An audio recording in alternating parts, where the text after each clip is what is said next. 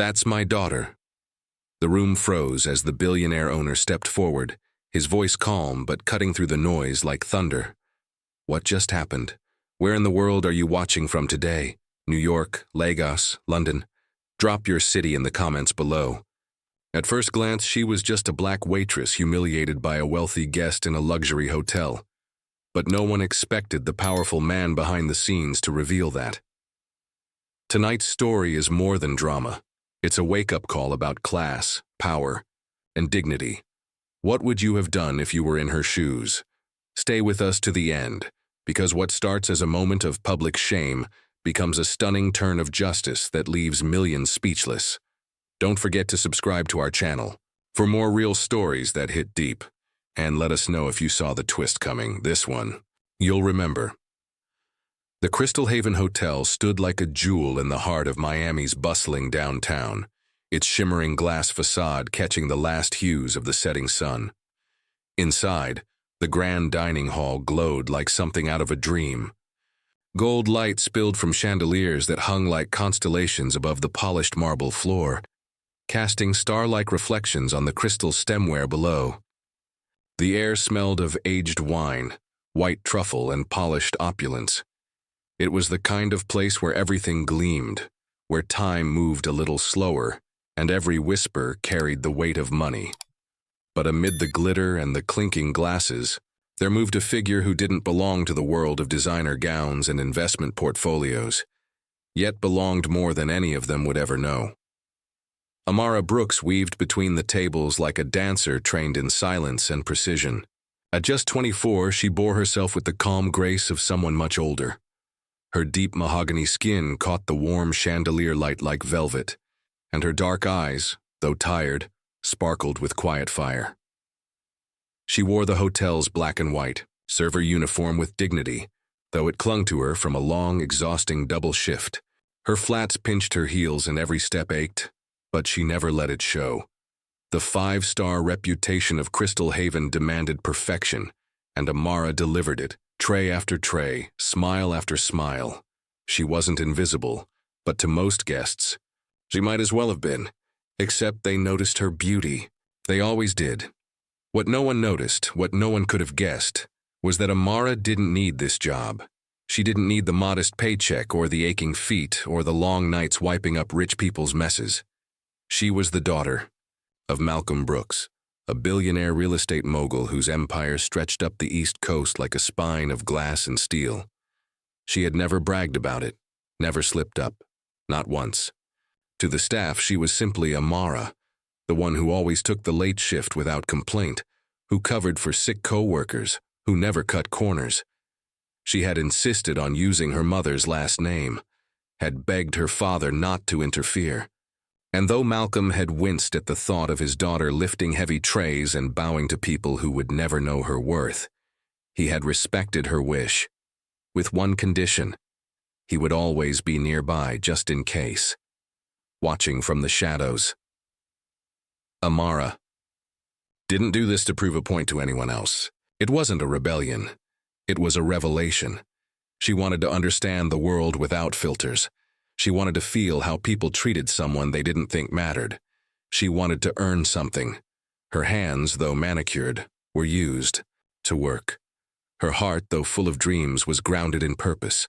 So tonight, like every other, she moved among the elite, her smile steady, her posture upright, her pride buried deep beneath her professionalism. Across the room, a quartet played soft jazz, barely audible beneath the low hum of conversation, and the occasional laugh too loud to belong in a room like this. Amara approached table 14, where a silver-haired couple nodded approvingly at the amuse-bouche she had just delivered. "Exquisite," the woman said, dabbing the corner of her mouth with a linen. "Tell the chef, won't you?" Amara bowed slightly and promised she would. Moments like these made the night bearable. Small acts of kindness, rare as they were. Still, they never pierced the veil of distance. She was always the girl, or young lady, or worse, you. There, never Amara. Back in the service station, she refilled glasses with the practiced rhythm of someone who had learned to move without thought. Her colleague Jamal passed behind her with a wink. Almost done? He whispered. Still got 2 hours. She replied, then smiled. But who's counting? The banter helped. It reminded her she wasn't alone. And yet, even with friendly faces around, there was a solitude to the role, an invisible line drawn between the served and the serving. Amara knew it better than anyone. She had lived on both sides. The clock ticked toward 8 p.m. The pace quickened. New reservations were coming in, some names familiar. Local celebrities, influencers, hedge fund heirs. Amara checked the seating chart again, wiping a smudge from her apron. Her next table was in the east corner, one often reserved for VIPs. A flicker of anticipation passed through her. Not because of who she would serve, but because of how she would serve them. To her, every table was a stage, every gesture a chance to perfect her craft.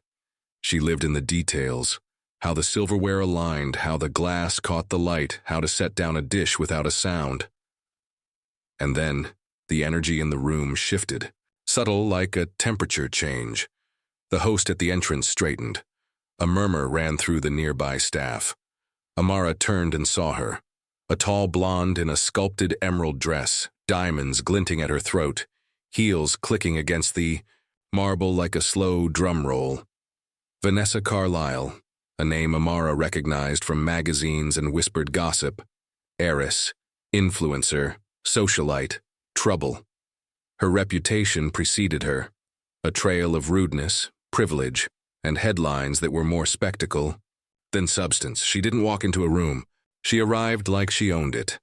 Vanessa barely acknowledged the host as she was guided to the prime table in the east corner. She sat, crossed her legs with precision, and pulled out her phone before the chair had even settled. Her fingers tapped the screen, her eyes never lifting. Amara inhaled quietly, steadied her tray, and walked toward the table. This was just another guest, she told herself. Another order. Another moment to do her job with pride. But something in her gut twisted, just slightly. She approached with her warmest voice, the same one that had charmed angry customers and soothed the most impossible of clients. "Good evening, ma'am. Welcome to Crystal Haven. May I get you?" Started with something to drink? Her tone was even, professional. She stood tall despite the fatigue that pulled at her shoulders. Vanessa didn't look up. "Sparkling water, no ice, and make it quick. I don't have all night."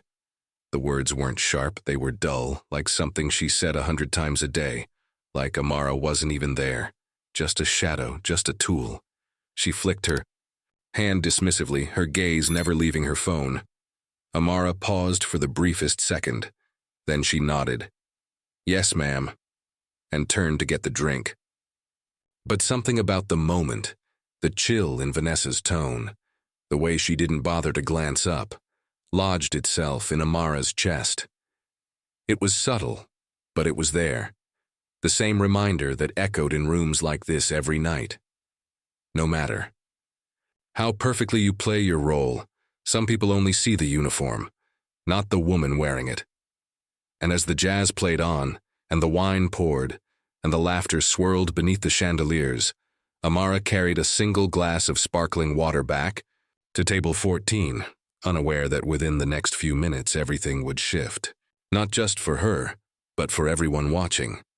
Vanessa Carlyle sat like a statue sculpted out of entitlement, her posture perfect, her fingers tapping out silent commands to her digital kingdom. The soft glow of her phone screen illuminated her, sharp cheekbones, and her diamond necklace sparkled with every minor tilt of her head, catching the chandelier's light as if demanding applause. She didn't look up. She didn't have to. In her mind, the world, this hotel, this dining hall, the very air around her, existed solely to accommodate her presence. She wasn't rude. She was dismissive. The kind of dismissive that didn't need words, because her silence shouted louder. Amara approached with steady hands and quiet grace, balancing a silver tray with a single glass of sparkling water, condensation tracing lazy lines down the side. Amara reached the table and gently placed the drink down on the linen cloth, aligning it just to the right of Vanessa's untouched cutlery. "Here you are, ma'am," she said softly, her voice calm, practiced. But just as she was about to step back, Vanessa, eyes still glued to her phone, reached out to grab the glass without looking. Her hand knocked the rim. In a flash, the water toppled. A cold splash hit the table, ran across the polished surface, and cascaded onto Amara's front. Her blouse clung instantly to her skin. A collective gasp rose from nearby tables like the sharp inhale before thunder. The jazz band faltered for a second, just a half beat but enough to mark the shift. Vanessa blinked, finally looking up. Her blue eyes narrowed not with concern but with irritation, as though she were the one inconvenienced. "Oh, for heaven's sake," she barked, her voice slicing clean through the buzz of the room. "Can't you do anything right?" The words landed like a slap. Heads turned. A woman in pearls at the next table paused with her fork halfway to her mouth. A man across the room lowered his wineglass, brow furrowed. Amara froze, her hands wet, her chest damp and stinging from the sudden cold. But more than the physical discomfort was the weight of every eye now on her, the heat of humiliation rising fast under her skin. Still, she kept her voice level. "I'm very sorry, ma'am. Let me get you another—" Vanessa raised her hand as if to swat the apology away. "Do they hire just anyone here?" she said with a sneer, leaning back in her chair. "Honestly? You're a walking disaster. I come to this hotel for excellence, not incompetence." Her voice rang out, full of exaggerated exasperation, carefully projected for maximum audience impact. And she was getting one. A few guests looked away, awkwardly, pretending not to hear. Others didn't bother. One young woman discreetly tilted her phone, camera app open. Amara knelt slightly, dabbing at the spill with a napkin from the bread plate, her movements mechanical, her face composed. "I'll clean this up right away," she said, eyes down. Not because she was ashamed, but because she refused to meet the gaze of someone who enjoyed cruelty. "And I'll have a fresh glass brought over, no charge." Vanessa laughed, a sharp, delighted sound loud enough to cut across the murmurs. "Oh, how generous of you. On the house, as if that makes up for your mess. Sweetheart girls. Like you don't belong in places like this. You're clearly out of your depth. Stick to fast food or, what's the word, basic service." She tilted her head, mock sympathy in her eyes. "This place is above your level." The insult wasn't loud, but it was razor sharp, and it sliced clean through Amara's restraint. She didn't flinch. She didn't argue. She simply rose, slowly, standing in her damp uniform with dignity radiating from every pore. Her eyes met Vanessa's, calm, clear, and far more powerful than rage. "Yes, ma'am. I'll have that drink replaced right away," she repeated, and she turned, walking back toward the kitchen. But Vanessa wasn't done. She reached for the glass of red wine that had just been placed on her table. With a calculated flick of her wrist, she hurled it toward Amara's retreating back. The stemware clinked sharply as it hit the floor, the wine exploding across Amara's shirt and skirt like blood on snow. A collective groan rose from the room. Someone audibly gasped. The wine ran in crimson rivulets down her back, soaking into the hem of her apron, staining the pristine marble tiles beneath her. Vanessa burst into laughter, a high-pitched, delighted cackle. "Maybe that will teach you to pay attention," she called out, still seated, still smirking. Her voice echoed, triumphant, daring anyone to challenge her. Amara stopped in place. Her hands trembled, not from fear, and not entirely from shock, but from the sheer restraint it took to keep standing. Her breath caught in her throat. For a brief moment she stared straight ahead, her back to Vanessa, the hum of the dining room swirling around her like static. And then she inhaled, deep, steady, and continued walking head held high. No one could say she stormed off. She did not rush. She did not crumble. She carried her soaked uniform like armor. Back at her station, Jamal stared at her, eyes wide. "What the hell just happened?" he whispered. But Amara said nothing. She just hung the soiled towel on the counter, shoulders square, and reached for a fresh cloth. Behind her, the kitchen door swung open and someone muttered, "Man, that woman's sick in the head." Phones buzzed, screens lit up. Someone was already uploading the video clip. In moments, it would be everywhere. Out in the dining hall, Vanessa returned to her seat, lips pursed in satisfaction, chatting with a friend who had just arrived. "Honestly," she said, loud enough for half the room to hear, "some people just don't belong in places like this. She should be grateful she even had a job here." But something had shifted. The laughter that once echoed easily now felt out of place. The diners were watching, some in silence, some shaking their heads. A man near the window whispered to his wife, "That girl handled it better than I would have." And in the far corner, behind a frosted glass partition, a tall man in a navy suit set down his drink. His silver-flecked brows furrowed as his eyes followed Amara's retreat. Because for the first time all night, Malcolm Brooks wasn't focused on real estate contracts or expansion plans. He was watching something unfold, something deeply personal, something infuriating. And as he reached into his jacket and called for the manager, the air shifted once more. The storm had begun. The wine still dripped from Amara's uniform as she stood by the service station, the back of her blouse clinging to her skin like a soaked second layer. Her fingers were curled into her palm, her knuckles pale, but her expression betrayed nothing. The sting wasn't from the cold wine or the acidic scent now staining her clothes. It was from the laughter, that high-pitched, triumphant sound Vanessa had let out after hurling the drink was worse than the liquid itself. It wasn't a clumsy accident. It was a statement, a message to Amara and to everyone else watching.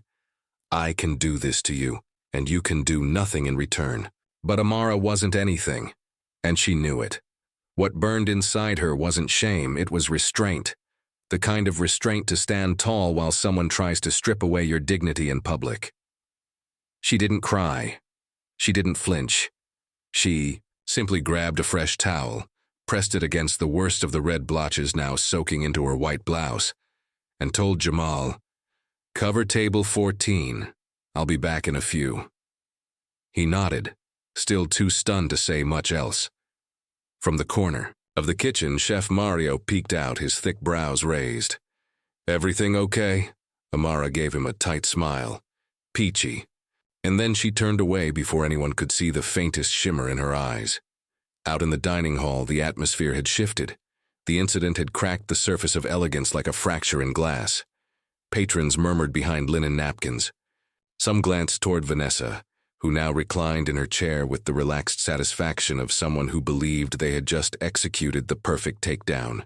She whispered something to her friend, and the two burst into soft giggles, oblivious to the energy brewing around them. But not everyone looked amused. A woman in a navy sheath dress whispered harshly to her husband. She should be asked to leave. He nodded solemnly, eyes still fixed on Vanessa, as though trying to understand what kind of person would find glee in such cruelty. Malcolm Brooks had not moved from his booth, but his jaw was tight, his fingers steepled beneath his chin. He had watched every moment, the spilled water, the insults, the wine tossed like a weapon, and still he hadn't intervened. Not yet. Amara had asked for space, for autonomy, for the right to walk her path without the shield of his name. But watching his daughter be humiliated before a room full of strangers was a line he hadn't been prepared to see crossed. Quiet power hummed. In his posture, he pressed a button on his phone and murmured a single word into the receiver. "Now." At that moment, Daniel, the hotel's manager, appeared at Vanessa's table. His tailored suit was crisp, but his eyes held tension. "Ms. Carlyle," he said with a tight smile, "Mr. Brooks would like to have a word with you." Vanessa blinked, mildly annoyed at the interruption. "Who?" she asked, not bothering to mask her irritation. "Malcolm Brooks," Daniel said, "the owner of Crystal Haven." A beat of silence passed, then Vanessa's brows lifted in interest. Oh, finally, someone who recognizes class when he sees it. She stood with deliberate grace, smoothed her emerald dress over her hips, and followed Daniel, expecting compliments or, at worst, an apology for having had to endure such subpar service. She never noticed the subtle stares following her. Some disapproving, some curious, all aware. Her heels clicked over the marble floor, rhythmic and proud. She didn't see Amara, who had slipped back into the kitchen, rinsing the wine from her hands and wiping down her arms with shaking fingers. As Vanessa was led into the private lounge, Malcolm stood. He was tall, statuesque in his navy suit, with silver threads at his temples and an expression carved from stone. Vanessa's confident stride faltered. Something in his eyes, calm but razor-sharp, made her straighten, then stumble on the words she'd rehearsed. "Mr. Brooks, I just wanted to say, I know exactly what you did," Malcolm interrupted, his tone soft but firm. "I watched it all." Vanessa's lips parted, but the air had thickened around them, and the words caught in her throat. "You came into my hotel, insulted my staff, assaulted one of them in front of witnesses, and then laughed about it." His voice didn't rise. He didn't need to yell. His authority was in the stillness, in the weight of his gaze. "And that staff member? She's not just an employee, she's my daughter." The sentence dropped like a stone into still water, sending ripples across everything Vanessa thought she understood about the evening. Her mouth opened, then shut. Her eyes darted toward the door, toward Daniel, toward anywhere but Malcolm's. Steady gaze. I didn't know," she stammered. "She spilled water." "I saw it," Malcolm said simply. "She didn't. You did. And when you embarrassed yourself, you blamed her. Then you threw wine at her. That's not a mistake, Ms. Carlyle. That's character." Vanessa's cheeks flushed a deep crimson, not from shame. She wasn't used to shame, but from exposure. Her game had played out in front of the wrong audience. Her power here, she realized, was an illusion. Back in the kitchen, Amara stood at the sink, scrubbing at the wine stain on her apron with a mixture of club soda and salt. Jamal appeared behind her. "Hey," he said quietly. "You should see what's going down out there." She didn't respond at first, just kept scrubbing. Then she looked up. "He's confronting her, isn't he?" Jamal nodded slowly. "He's not just confronting her, he's ending her." In the dining hall, guests were whispering, checking their phones. Clips of the incident had already gone viral. Snippets of Vanessa's taunts, her wine toss, Amara's quiet walk away. Hashtags were trending. Respect. The staff. Crystal Haven drama. Amara deserved better. The court of public opinion was awake, and it was furious. Vanessa stumbled backward a step, her voice cracking under the weight of judgment. "Mr. Brooks, please, I didn't mean to." Malcolm raised a hand, cutting her off. "Your bill is covered. Consider it a parting gift. But you are no longer welcome here." She stared at him as though waiting for the punchline.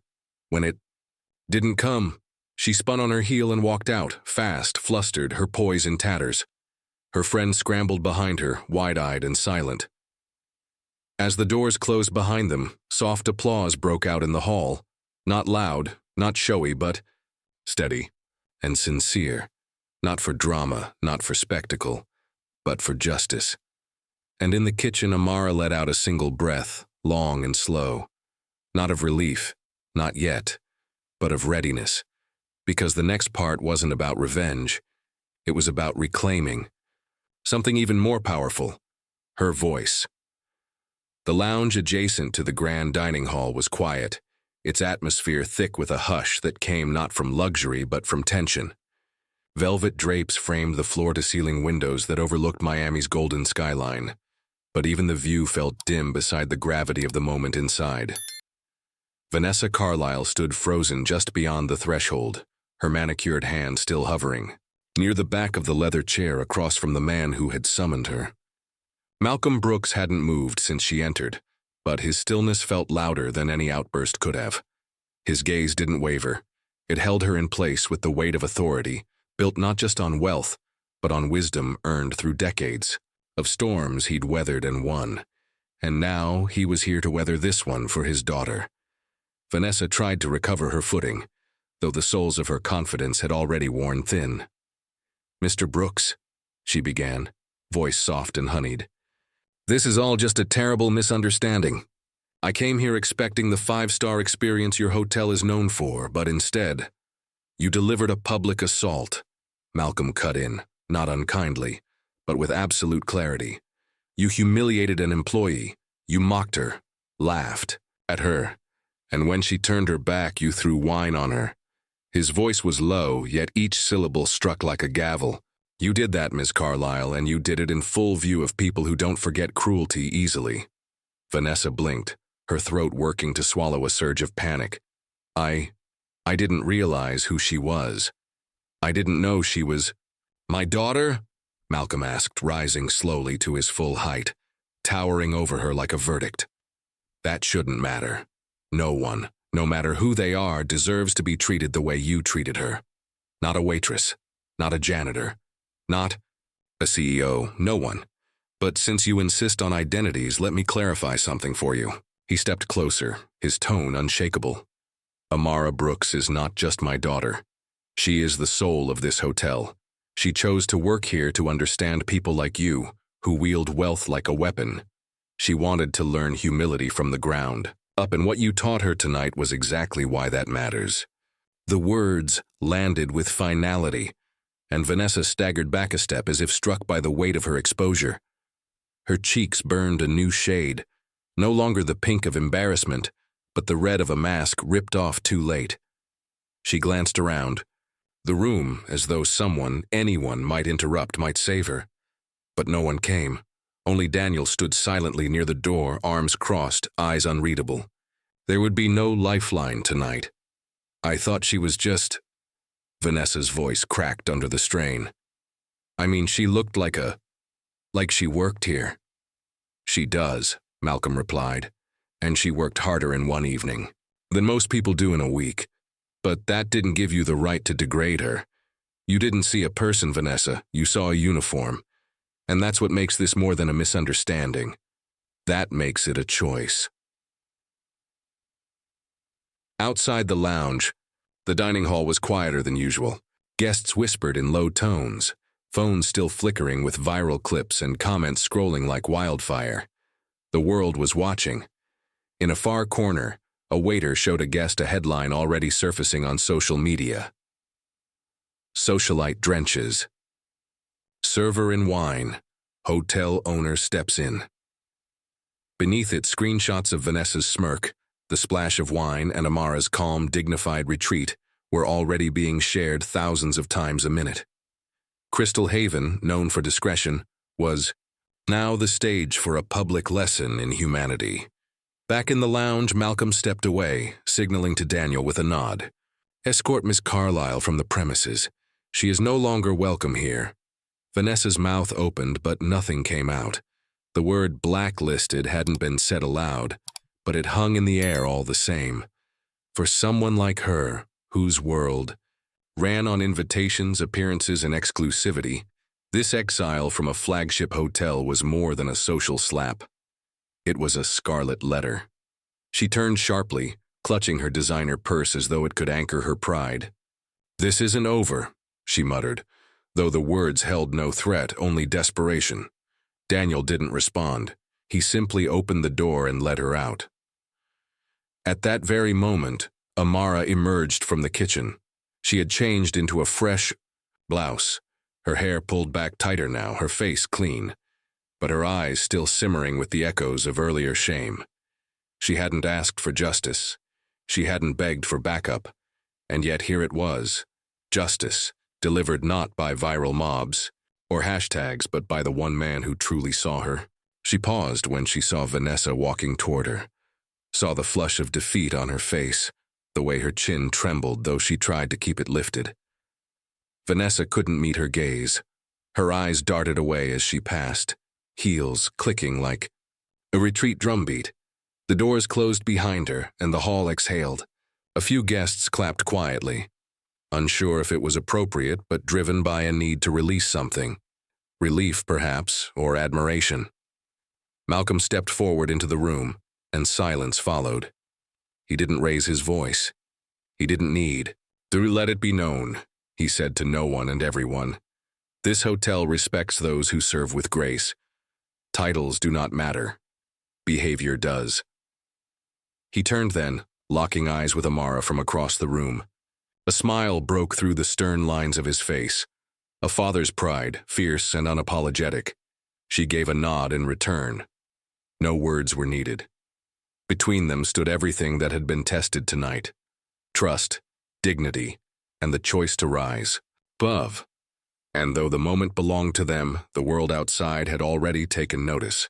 Social media was ablaze with clips and commentary, influencers spinning think pieces, and former employees of Vanessa sharing their own stories. She hadn't just humiliated Amara, she had exposed herself, and the internet, as always, had receipts. But Amara didn't check her phone. She didn't bask in the vindication. She returned to her station, picked up a tray, and moved to refill a guest's glass of wine, this time with the steady hands of someone who knew exactly who she was. She wasn't just the daughter of a billionaire. She was someone who had been tested and hadn't flinched, and now, under the same chandelier light that had seen her soaked in shame, she stood radiant, unwavering, and deeply, unapologetically human. By sunrise, Crystal Haven's opulent halls had returned to their polished stillness. The clinking glasses, murmured gossip, and trailing echoes of the previous night had all faded into the polished marble and velvet drapes. Except online. On social media, the storm was just beginning. A video taken by a diner, grainy but damning, had captured the entire humiliation of Amara Brooks in under 90 seconds. The sound of Vanessa Carlisle's voice, sharp and entitled, cut through, the footage like a blade. "Maybe that'll teach you to pay attention," followed by the unmistakable splash of wine. The video had gone viral within hours.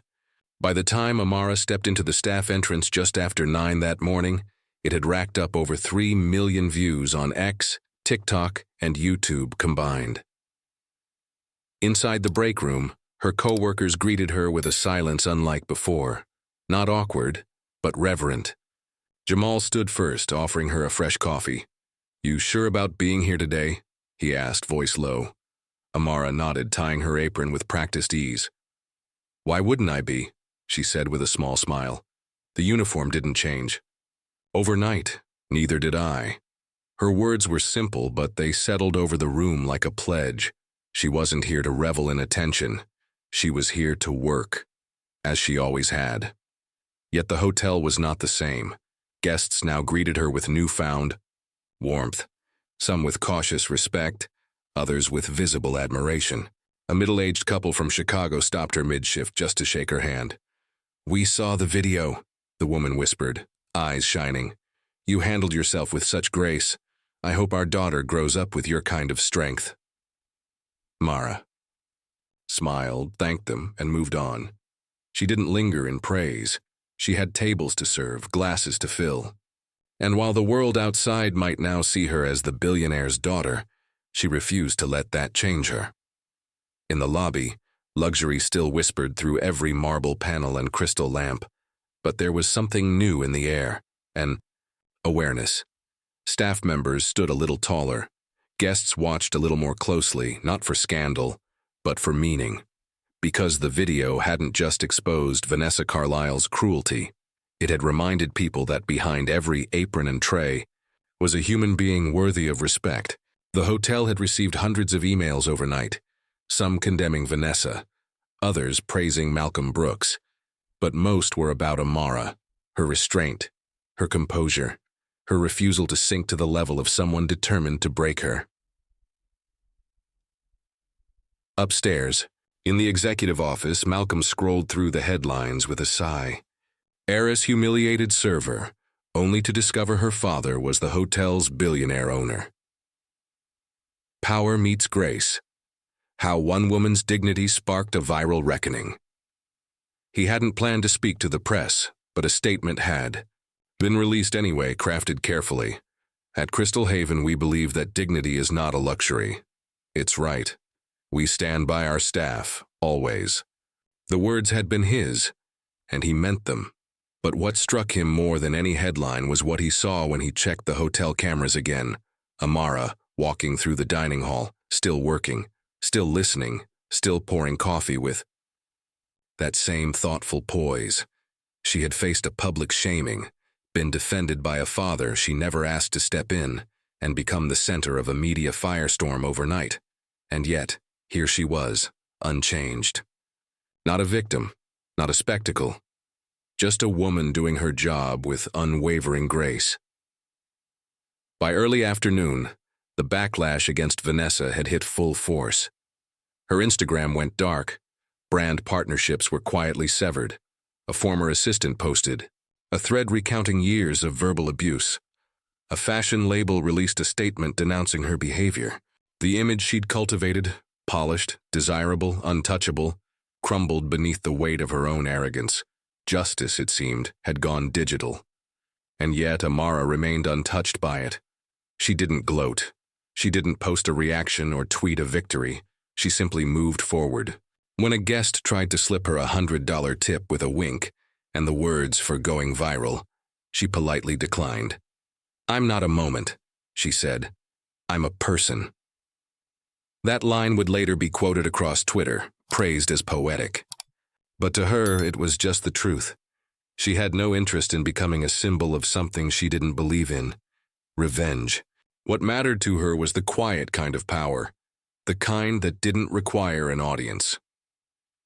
Later that evening, after the dinner rush, Amara stepped onto the balcony behind the service wing. The sky was streaked with the colors of a fading Miami sunset, coral, gold, violet. She leaned on the railing, letting the breeze cool her skin. The air smelled faintly of salt and distant music. She thought about how easy it would have been to quit, to retreat into the safety that her father's name could offer. But that would have meant surrendering everything she was building, and she wasn't ready to do that. Not now, not ever.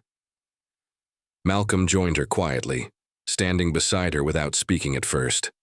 After a moment he said, "You didn't have to come in today." She glanced at him, then back at the horizon.